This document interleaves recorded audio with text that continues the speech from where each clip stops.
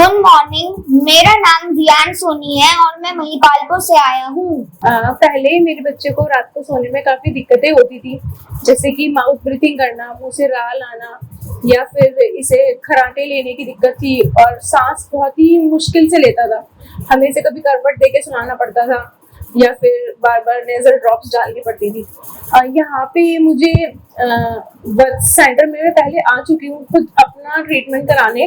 तो यहाँ पे आके मैंने अपने बेटे को दिखाया, तब डॉक्टर ने मुझे कोआगुलेशन मेथड के बारे में बताया। तो सर्जरी को 15 डेज हो चुके हैं और सर्जरी के बाद ये काफी रिलैक्स होके सोता है। अब बहुत ही अच्छे तरीके से ये सो पाता है।